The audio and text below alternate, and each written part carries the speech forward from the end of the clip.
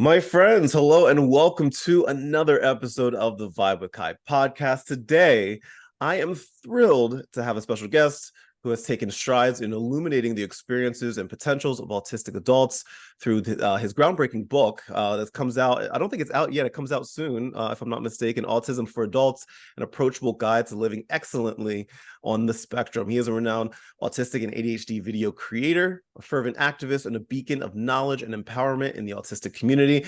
Welcome, my friend, the incredible Daniel M. Jones. Welcome, Dan. What's going on, man? Buddy, Kai, you made me sound amazing just then. I don't You think I'm are that good. amazing.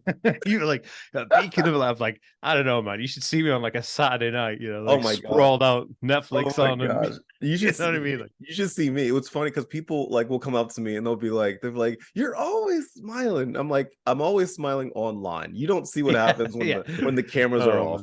man. Yeah, when that kind of a moment of inertia hits, like, yeah, I Yeah, really need to clean my apartment, but I have no exactly. energy. Yeah, you don't Like, see me when I'm like in the corner crying because I didn't start my day when I wanted to. oh, dude, so relatable. Oh, it Oh my God. hurts. So I want to introduce everybody to you and what you're about. Tell us a little bit of a background of who you are and your history with ADHD and your history with autism. Sure. So yeah, I mean, my name is Dan Jones, but like my online pseudonym or online presence is the Aspie World, which my Hmm. company is Tau Media, which is TAW Media. But the Aspie World is basically my life's work. I put everything into it. I do education online for autism, ADHD, OCD, dyslexia, and everything neurodivergent, really. One of the cool things is I've been online now for 10 years, and I've gotten to literally speak and connect with hundreds of thousands of people. I mean, we're on like 500,000 followers right now, like across my Nice. platforms, which is That's a great. great thing. Congrats, man. Oh, thank you, man. Thank you. And it just means that I'm able to touch those people, and really reach out to them in a way where they probably didn't think was possible. And I think, my background really is I was diagnosed with Asperger's and ADHD, which is basically now just autism spectrum disorder and Mhm. ADHD, when I was 26 years old. And I had 26 years of just stumbling about in the dark, but I survived, And I was like, hey, if I can survive 26 years not knowing what the heck was going on, then maybe I could actually thrive and help people on the way, Yeah. from this point onwards after knowing. So that's what I did. I decided to dedicate my life work into helping people. And I kind of fell into YouTube. I never tried to do it. I always wanted to be a scientist. And I eventually did become a scientist. I'm a chemist. I had a degree in chemistry, but like I just kind of fell into being a YouTuber. I just put some videos online and then people wanted more. So I started doing more. And then it got to a tipping point in 2018 where I was in LA for VidCon, and I was invited over by YouTube. I was doing all this stuff. And then it was like, man, I have to take this full time, and I was just breaking even with what I was making online. So, and it Mhm. was cool. It kind of like really lit a fire under my ass to do stuff. You know what I mean? And I Mhm. think that's cool because I was then able to like urge myself towards an existence of helping people rather than just being there. You know what I mean? Absolutely, absolutely. It's amazing how when we're able to get diagnosed with something as an adult, how much Yeah. things in our past start to make sense. Oh yeah. I was having dinner with a couple friends yesterday, and we're working on a project, ADHD related. And so I was Cool. like telling them, my story, and I was saying how when I finally learned what ADHD was, because there was many misconceptions about it, which we'll talk about Yeah, in a yeah. second. But I remember when I like legit learned about it and what it entailed and the things that I've struggled with in my life, I'm like, oh my God, so much makes sense now, Yeah, from yeah. my younger days, from my younger years, from my even as a teenager and an adult. I'm like, wait a second. Yeah, yeah, yeah, I yeah. wasn't lazy. I Yeah, wasn't yeah, I exactly. wasn't weak or dumb. Like I just like there was my brain was braining stuff. And so That like I that had to manage that. it's a Well, millennial thing, right? oh Like we yeah, always right. we like blame ourselves, like, we're so stupid. Like, Oh I mean? We were yeah. told to like punish ourselves for our Yeah, wrongdoings, right? Rather absolutely. than like you said, just realizing, oh shoot, I had a neurological difference, so maybe it wasn't me being an asshole. You know what I mean? Like Right. that kind Yeah, of stuff. exactly. So like I remember when I first got my diagnosis and I understood what was happening, like I went through like a range of emotions between anger and sadness and disappointment and wishing I can go back in time and change things, like all that kind of stuff. Yeah. When things started to become clear for you and you were doing your research on what you were, having to manage every day, what kind of emotions were you dealing with internally? Like what were you thinking? You know what's really interesting? First of all, I had that like huge frustration. I was like, God damn it, mom. You know, because like my Yeah. parents basically took me to see all kinds of psychiatrists, but they were a lot of rubbish, really. You know, they were just Mhm. absolutely bollocks. And because it was like the late 80s, early 90s when I was Mhm. being, taken through this medical system. And in the United Kingdom, up where I am north and in Mhm. Wales, it was not happening. Like there was nobody here who Right. could do it. Like so my parents, rather than kind of push and push and push, my parents were like, oh, that's done. And then later we get on with it. And I feel like school was absolutely horrendous. I mean, even in my Mhm. book, when you spoke a lot about autism for adults, like in the book, I go really deep. I'm going to send you a copy. Send me Okay, your yeah, address after this. I'll send you a copy. absolutely. So I Absolutely. go really deep into like schooling and what primary or preschool, kindergarten, all that was all like right up until high school and college, and and so when I was diagnosed, I was like, oh man, like I felt so frustrated. I was like, if my parents just pulled a finger out of their ass, and then like you know what I mean? I felt like I could have, Yeah, but then yeah. I was like, no, because and then it kind of all came around and made sense. I have this kind of motto in my life that anything that's worth having should be hard work, right? And I thank God Ooh, every single day. I go, thank God, I've yeah, got like a beautiful family. I have all this food. I have abundance around me. I have a roof over my yeah. head. That doesn't come easy. There's so Right, many right. people who don't even have access to clean water. So I'm like, look, everything in my life that's worth having here should be hard work. So my life should have been a bit of a struggle, right? We were put through struggle so we can learn, so we can grow as people, as humans, to evolve. Mhm. And so I feel like, at first it was resentment and bitterness because of my parents, bad attempts at trying to help me out when I was a kid. But then I go, no, it's made me into the person I am today. I am exactly Yes. where I need to be, right? Because, you know, the universe is the best of planners, and we have this kind of ability to adjust ourselves towards existence. And I'm doing Yeah. that in a manner that has always been my plan, always been my path. So I kind of come to peace with that. But at first I was so annoyed, like, and it was just kind of like, but I go over it super quick because Yeah. I try to find the positive in it. Right, right, absolutely. And so I know that there's so many misconceptions because about autism, right? Yeah, yeah. Especially among adults. I think that there's a lot of people that don't understand it. I think there's a lot of people that think it's something, but it's like they have this idea of what it is, but it's probably either wrong or like very askew. So Yeah. if you don't mind, for the people that are listening right now that don't know either adult autism or autism in general, can you explain to them what it is and how it affects people? Sure. Autism is a spectrum. So now it's called autism spectrum disorder. And it's highlighted a lot in this infinity symbol. And I have it on the cover of the book. I don't know if you can see that. So Mhm, so that infinity symbol actually is a spectrum of color, and that shows you kind of like autism is a spectrum. And what it mhm, means by that is that you could have someone on one side of a neurodivergent spectrum of like saying ADHD and kind of like not having mega, mega, mega struggles with this mhm, 24/7. But then you have the other end of the scale with somebody who's completely non-speaking. They can't go to the bathroom on their own and on the mhm, 24/7 kind of care because they have other issues that are going on. And so autism kind of like crosses a broad spectrum between those two areas. mhm, All of that in between is autism. It's kind of it's a communication condition or communication disorder that's neurodevelopmental, which means it's present from birth. And what happens is, as your brain develops, neurological paths fuse in a certain way, which should show lineage, where you have, they fuse in a way so you know that your senses work this way and your communication paths work this way, and how you see color and communicate with people. But what happens in autism, it's kind of slightly off, and it amends mhm, slightly differently. So those are a little bit messed up. And what it expresses itself with is depending on the severity of the mix up of the neurological paths that were mended when you were a kid. It kind of depicts how severe needs you have. So you have people mhm, who, like myself, are diagnosed with Asperger's syndrome, which is now like ASD level 2, but then you have people who would have a classic autism, right, which would be diagnosed just autistic, and so they'd have like global learning delay, and maybe they'll have Down syndrome, and there'll be a bunch right, of different right, things that will go on as well. But one thing that I will say is autism is like, for people to understand what it is, because people, like you said, people have misconceptions. They think, oh, my friend's kid doesn't, talk to anybody, and he has mhm, he's completely kind of like incapable of doing anything on his own.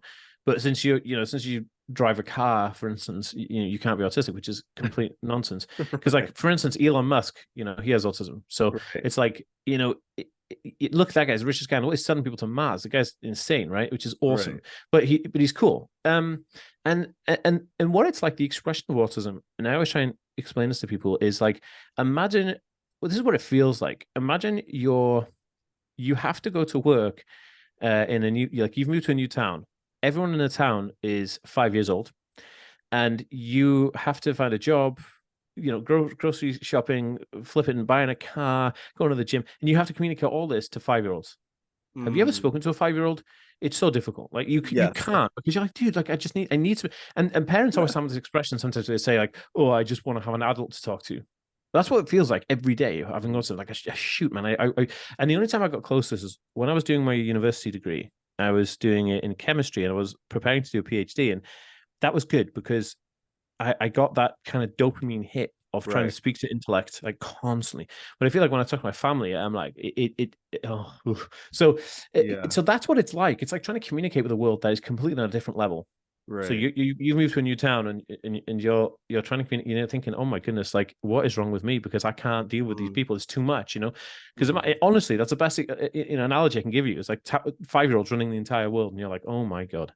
Right, right, right. How has your perspective of all of this changed due to your, social media and online presence, right? Because like you have a lot of people that follow you, that listen to your words.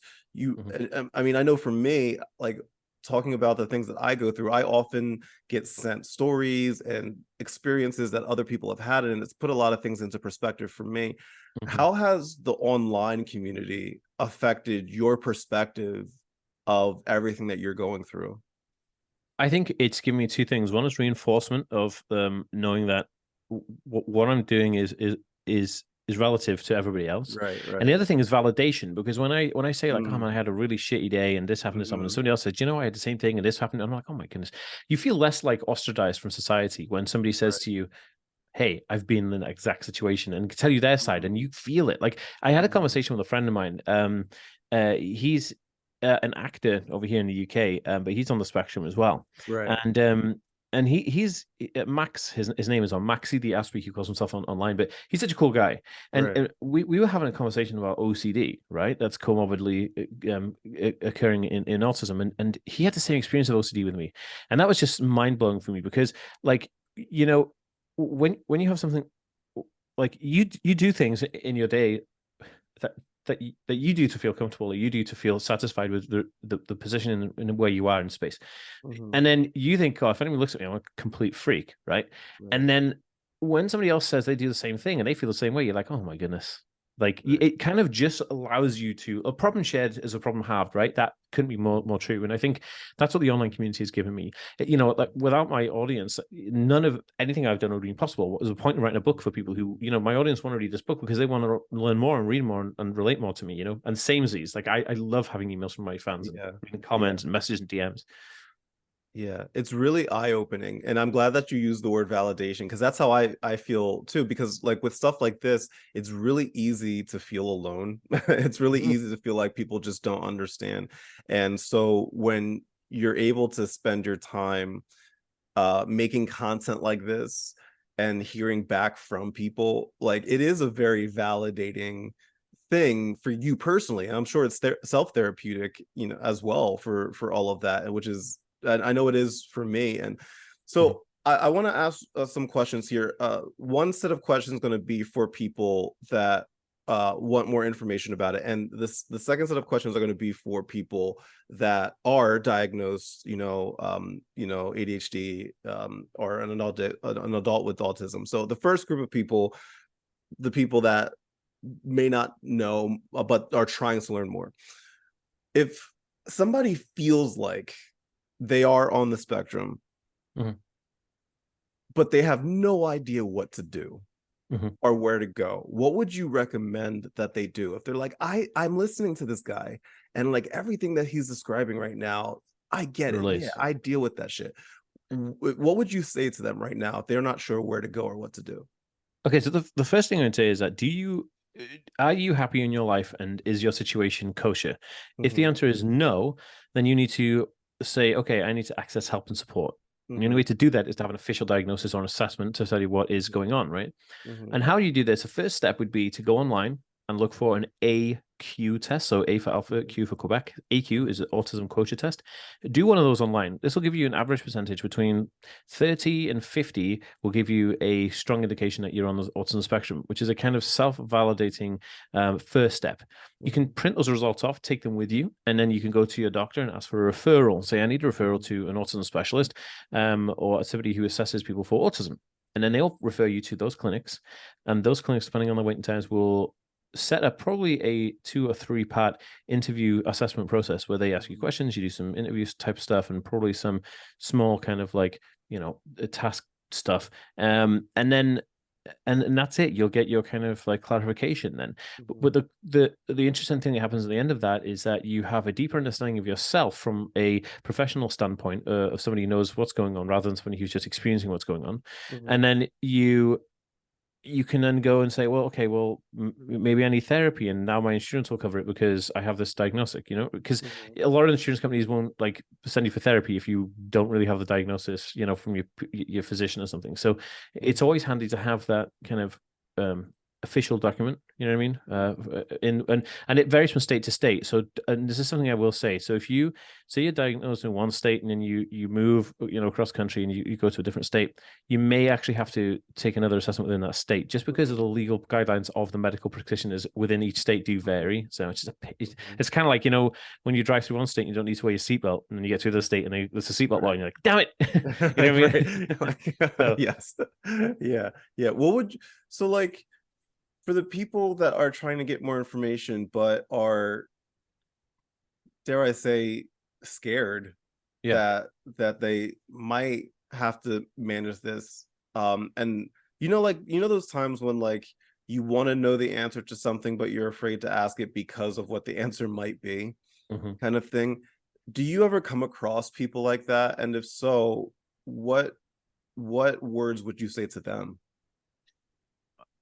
The thing that they fear the most is not, that's just an expression of the fear of what they have. There's other trauma within their life that they're not facing, right?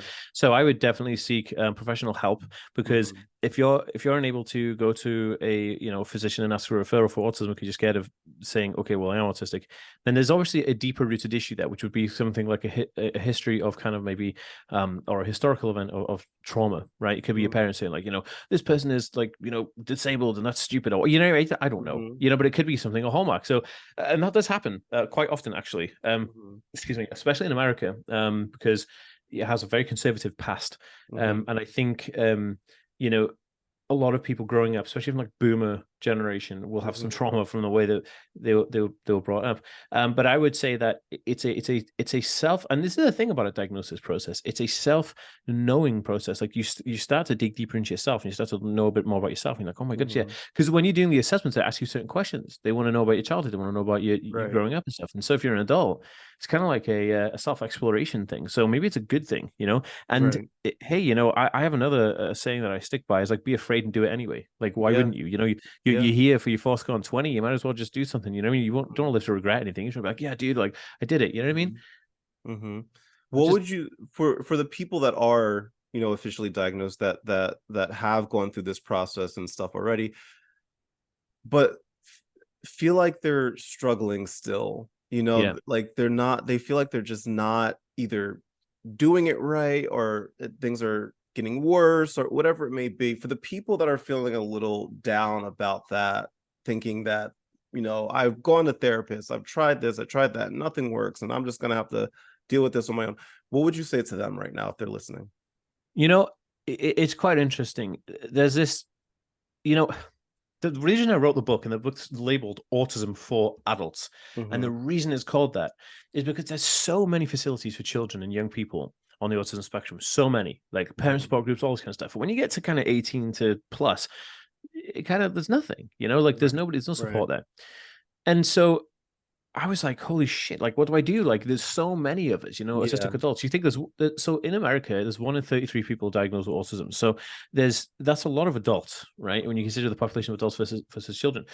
And what I did is I kind of looked at like, what is the things that we're struggling with. And as we grow older, there's a scale that I came up with. I haven't named the scale yet, but and I'll explain it, and it might kind of open because what I'm trying to say is that the people who are struggling right now, the people in the question you've portrayed here, are people who need to expand their idea or expand their idiosyncrasies of life and existence. And how we do this is very simple. When we look and reflect at what we are, and what I mean by this is I made this scale, and I talk about the scale in my book a little bit, but I'm actually going to publish a paper on it. But when we were little children, everything's brand new, right? You've never spoken before, you've never eaten food before, you've never learned to sit down before. You're learning all these things, and it's scary and it's difficult because you're neurologically different, right? And you're finding all these things excessively task-free because it's called pressure load. You have you have demands and pressure load on you from societies because you have to be a person for the first time. And then you get to about 15, 16, and then things become easy. There's no pressure load. You've figured school out. You've been doing that for like 5 or 6 years, and you got another 5 left, and it's easy. Your parents take care of you. You got food on the table. You don't have to worry about cooking. You can hang out with friends, and it's easy because they get you. You can play video games. You can flip and eat Twinkies and drink Mountain Dew all day. That's what I do. Normal sounds like a normal Saturday. What do I say? It's just we do Saturdays, weekdays for me. But like, and then it plateaus, and then you get to about 22, 23, 24. And then you have new pressures and new demands that you have children, a marriage, a mortgage, a job. You're like car payments. You're like, holy shit, you're trying to learn again. And it's the same experience as when you were a little kid. So you'll notice that, and this is why many people would misdiagnose, because they struggle through childhood where the parents say, well, it's children, it's hard to know. Then you go through teenage years and you feel quite comfortable in reality because you're able to manage it because there's less demand load on you. But then you get to middle to late adulthood, and then all these demands start coming for the first time, and like, holy shit. And then that's when it really hits. And so when you think about it, it's just realizing that you're learning these things for the first time. And if I would say to you, like, if you were to take a class on something, what would you do? You prepare notes, you'd study ahead of time, and you'd research. That's what we need to do in life. I'd run a course called Autism Acceleration Academy that is available on my website. But it's kind of like it's very exclusive. So if anybody is interested in that, you'd have to email me. So the aspieworld@gmail.com. But in the Autism Acceleration Academy, the last module is all about future proofing your life, like how to maintain adult diagnosis of adult autism going forward in the future. Because where are you going to end up? If you have people caring for you now, your family, your dependent family, well, they're going to die before you do, probably, generally. And so where are you going to end up? How are you going to do this? And that we have a plan, a breakdown, and a different kind of technologies that we use to do that. So there is hope, and there is ways around it. And like I said, the thing you need to do is look at your life like you're relearning something for brand new. So if because you will realize that if you try to pinpoint the thing that's worrying you, you won't be able to do it, right? Because it's a combination and an infusion of all the things. It's the pressure load of society. So you take the first thing, bills. I need to take care of my bills? How do I do it? Let's learn about bill management. Second thing is student loans. Like, how do I manage my student loan? Like, okay, next thing is marriage. How do you work in a marriage? You know what I mean? Like anything is worth having should be hard work, but you have to learn how to do that. Children. How do I parent kids? How do I cook food? Like all these things you're learning for the first time. Do it in a strategic manner. Honestly, when you break it down, or you compute, which is the term, when you compute those things down into the basic form of like a this, and this bullet pointing, you'll be like, dude, anything is possible. Yeah. What about people that they're not diagnosed and they're not, thinking that they have it or anything like that, but they're around people, maybe a friend, a loved one, coworker, whomever it may be, that are diagnosed? How can other people help them? What can other people do to understand and possibly help them throughout their day or their life? It's funny because the answer to this question is something that all humans should be doing anyway, but we don't. When we see somebody really egregious or aggravated on the bus, we're like, dude, this guy's an asshole. Like, look at this. Right. Like, wait till he gets other. But we don't know that he might have just seen his father or son die in a hospital. Yeah. Right. And stormed out there in an emotional outburst, got onto that bus, and he's losing his shit, because there's a reason for everything. That just happens. Nobody's horrible for a reason, for no reason. It's just there's always something. Right. There's always change. So if you had the humanity to say, hey, buddy, are you okay? Like, you know what I mean? And like there was a saying, I think Taylor Swift said it, like, haters are just people who need more love. There's no such thing as haters, just people who need more love, Mm. right?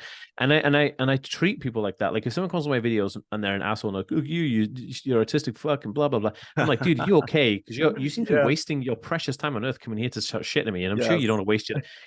He doesn't want to be like ladies, dude, 68. Like he doesn't want to be sitting in his deathbed going, "Oh God, I trolled that guy on YouTube." He doesn't. He wants to be thinking Oh, about he people who love. comments on yours too, ladies dude Yeah, 68. Yeah, yeah, yeah. You know him. You yeah. know him. Yeah. So I have a cell phone number now. We just WhatsApp every day. But he phones me verbally, and I'm like, "You asshole." No, but like, so like the answer to the question would be, have some humanity. Just if you see somebody doing something that completely seems odd or strange, Mm, just accept it, dude. Just be like, okay, as long as mhm. they're not bringing danger to themselves, and you don't have to intervene. Just be cool with it, man. And Right. like, so for instance, one of the biggest things I used to have when I was working, I worked in an office for a bit. And they'd be like, "We're gonna go out and get like smash on Friday."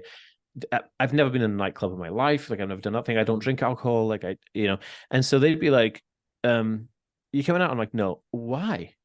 Because I don't want to. mm, Why? Because I want to go home. Yeah, but that's mhm. stupid. You're boring. Blah blah blah. It's like, yeah, but guys, you don't understand that. Like my chill is to learn stuff. Like I have to Yeah, learn things all the time, right? So to yeah. keep my dopamine at peak pressure, so I have to Mhm. kind of learn stuff. So if I'm out like watching people using depressants to like slur their lives away, Right. I mean, this is like the worst thing I could do, and Right, I don't want right. to do that, And it's socially too much anxiety for me to be around those Yeah, people, right? So yeah. and the noises and stuff. So if they just said that, cool, that's cool, man. I accept you for who you are. That's cool. I'll move on. So Right, you right, always have to judge, and that's what a true friend is. A true friend is somebody who wants to learn and wants to accept who you are. And right. you'll know this because the people listening to be like, "That's what I do anyway." You win. You're doing that anyway. Mhm. But there's a large Mhm. portion of us that we've been brought up to judge the things we see. Right, Because right, we need to judge books on cover because that person might be dodgy or they're going to shank you or something. I don't know. right, right. Yeah. So you're like me, right, on your platform, because you often use humor, to tell a story and Get a to point across. to help people. And like I like for my platform, I try to add levity to the conversation to help people feel a little bit more comfortable talking about it, to make sometimes what can be a dark subject matter of something that people struggle with, and Hmm. just add some sort of light and levity to it so that people feel more comfortable about it. Yeah. How do you approach humor? How do you add any sort of humor to this type of thing that seriously affects people and their lives? People have been hurt by this. People have passed away because of this. People, there's very dark stuff that has happened because of this. And I'm curious how you approach all of that, and find humor in some of this. It's very simple, actually. If you were to poke fun at somebody else, Mhm. you look like an asshole. And Yeah, that's not funny. yeah, You know what I yeah, mean? Unless yeah. you're a comedian and that's what you do for a living, right? But they still Right, get hecklers. But if you make fun right. of yourself on your own Mhm. flaws, you show what you show is humility and Yep. also transparency because you're being honest with someone. And when you're honest with Mhm. somebody, you're transparent with somebody, and you can laugh about the flaws of your own, then they'll Right. loosen up and they'll have fun with it. And that's how you do it. Yeah. Like I don't know, like this is a good example. I'm like, Mhm. I put a post out. I said, like autism summed up in one sentence. It's like I have a degree in chemistry and I've written 2 books, yet I can't be in the same room as a chopped onion. You know what I mean? So it's kind of like, how does Right, this? right. Why is that even a thing? That's who I am. Yeah, That's the complexities of who I am, and right. people are like laughing their ass off, like, oh my goodness, my son's the same. He's this rocket Mhm. engineer, but he can't be around kind of like cold food, and it's just Right. like this whole thing. And I'm like, and it's fun because it allows them to realize that not everything has to be the serious kind of like Yeah. and the funny thing is we have this serious idea about it because whenever you diagnose someone, you have to go to a clinic or a hospital. And who the Mhm. hell goes to a hospital or a clinic for good news? Yeah, Nobody, that's true. right? So it's like you have this Tell me predetermined how idea. healthy I am. Tell Yeah, me how yeah. great. Dr. Funjeb, great. You're in great health. I'm going to tell you this. Have a great day. Come to my office and sign this paper. Like, nobody else says that. They're like, you need to come in and see the results. They You're don't right, go, right, congratulations, everything's great. They always right. say, right, sit down. Like, you know what I mean? It's just so fucking bullshit. Yeah. And when we have this kind of like, it's a mentality that puts onto us and we think, oh, it's a diagnosis or something. And it means it's horrible. But it doesn't. Mhm. It means that you struggle in certain lives. It's been Yeah. highlighted through an assessment. And those people can now help you with therapeutic kind of Mhm. ways forward. And I think that's why we don't find humor in things a lot of the time, especially around this Mhm. subject. It's because of the taboo that's been put around it being such a Mhm. clinical thing. You know what I mean? Right, right. Yeah, But I yeah, always tell people that my humor, all of my videos are very like self-deprecating, right? Like everything that you see like me making a joke It's about are you. things that have like I have legitimately gone through and had to process, on my Yeah, own. exactly. Yeah. And I never try to punch down. Like I never like make fun of it or make it seem as though it's not a significant thing that people have to deal with. And I personally, and I think you might have alluded to this earlier, I don't talk about or joke about anything that I'm not personally like having to manage. Like I don't, like for example, I'm not diagnosed bipolar, right? So you're never going to see me, talking about bipolar jokes. Like I'm not going to be doing that. Yeah, yeah, Like yeah, yeah, I'm yeah, not yeah, yeah. diagnosed, with OCD, right? So I'm not going to be making jokes about that. So like Gotcha. everything that I do are about like shit that I have to deal with, Yeah, it's because it's and your it's experiences, right? very Yeah. self-deprecating. It's very, very like I want people to laugh at me, Yeah. right? Well, Like they'll laugh that's with like you, right? Because yeah, it's like a exactly right. yeah, yeah. Like I want people to feel comfortable being able like this guy's giving us permission to laugh at him. Yeah, Okay, cool. exactly. Yeah, you yeah, know. exactly. Because then Yeah. because that's the thing, they feel way more related to you then, don't they? Because they're Yeah. like, oh, he can take the the mick out of himself, and that's cool. And like, Right. and then it might open them up to wanting to do it as well, because like because a lot of the time people are kind of uptight, and they do find things funny, but they don't want to say it because they feel like, oh, it's a bit kind of like it's wrong or it's taboo. But it's like, dude, Right. come on, if I can do it to myself, then you can do it to yourself. You know what I mean? But I think Right. it's a good thing because it allows you Right. to just loosen up with it. Absolutely. I wanna wrap things up with by talking about the book itself. I Sure. believe it comes out in the United States. It comes out September 26th, if I'm Yeah, not it's global. mistaken. It's worldwide 26. Yeah. Oh, nice. Okay, okay, cool. So, for anybody that's interested in this, I'm going to include links to his website and to the book, all of that. So whether Okay. you're listening to it before the 26th or afterwards, like you'll have the links so you can go and purchase it and all of that. What message do you hope people take away from your book, which it's called Autism for Adults?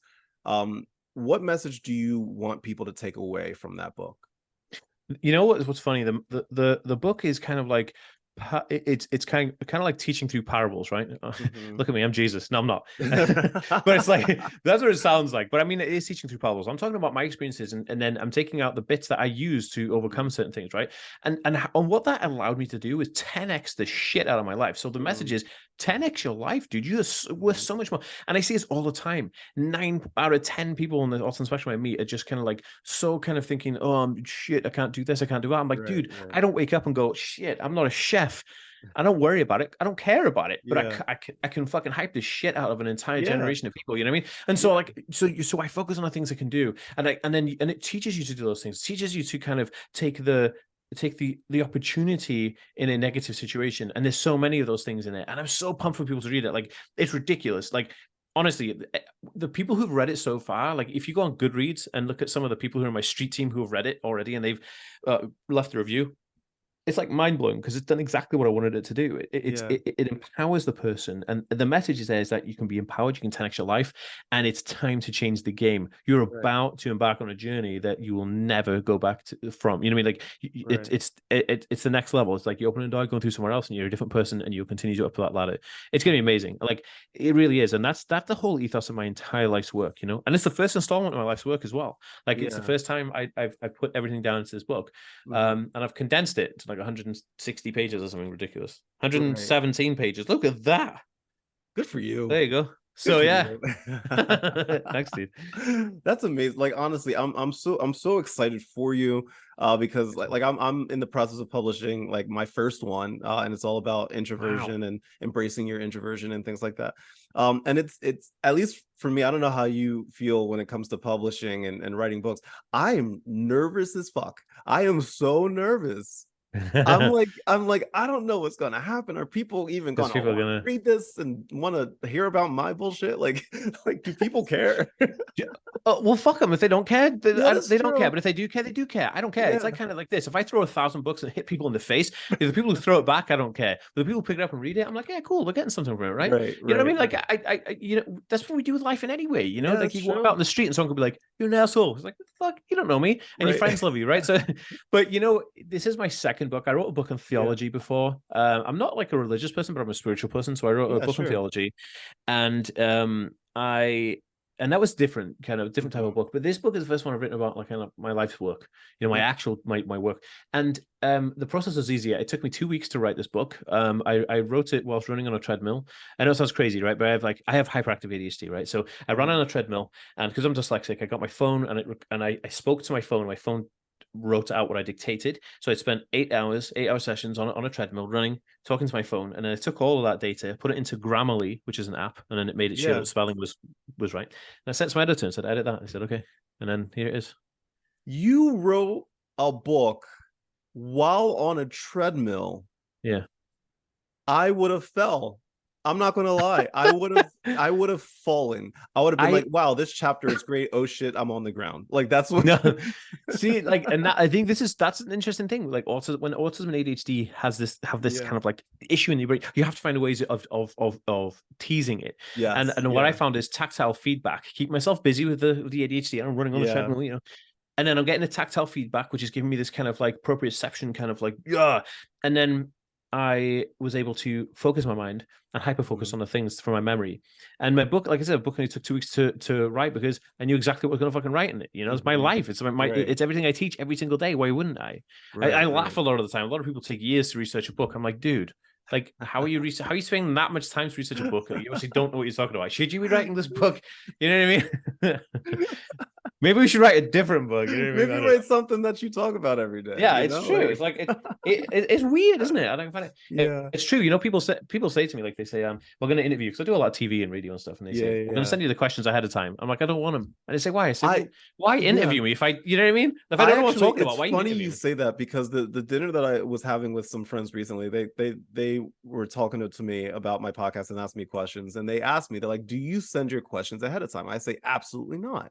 And they asked why, and I said, well, number one, I like when just people are able to answer something genuinely with like with what's on their brain, like just right then and there. And number two, there's been a lot of times that, including today, where like I'll have a series of questions that I want to ask, but like depending on their answers, that'll steer me in a specific direction, and I want to like double down on things. I want to ask follow-ups, things like that. Like I'm looking at my screen now, there's tons of questions that I didn't ask, but that's because of the answers you were giving, and I'm like, oh, that's cool, I want to go down that route instead. And like I think that's kind of cool. I don't like boxing myself into a corner, kind of 100%. Thing. So like if somebody is like begging for the questions ahead of time, like if they're like really like, I can't do it without this question, then I'll send them questions. But I say that I'm like, I'm not guaranteeing that I'm going to ask any of these questions, by the way. Yeah, because it's just a basic outline, isn't it? Right. Oh, by the way, dude, if you want to send me those questions, if there's any questions I didn't answer, send them to me, and I'll email them back to you,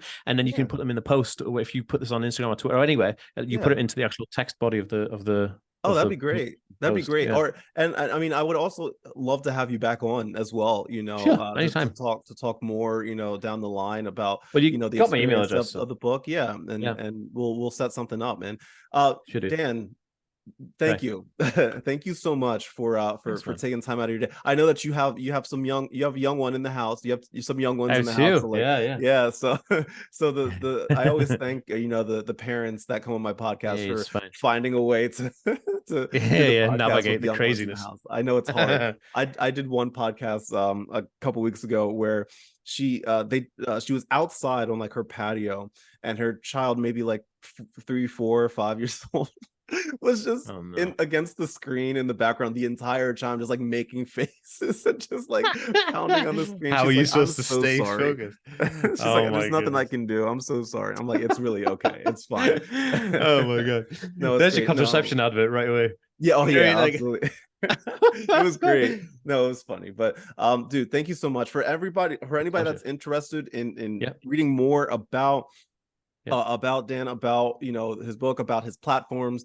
website, all of that, I'm going to include that in the description of this podcast. That way you can just click go check this out, because it's some really fascinating information that I really think that people can get a lot of, especially my audience here. Listeners, watchers, vibers, we've come to an end of this really cool journey with this person, Dan Jones. The book's called Autism for Adults. Dan, thank you. Your honesty, your self-awareness, your insights, it's educated me. I know it's going to educate others. Thank you for doing this, not just being on the podcast, but for writing stuff like that. And I'm going to include up the links to all of this to everybody. Thank you so much for listening. My Have a man, thank wonderful you. day. As always, much love, good vibes, and I'll talk to you later. Bye.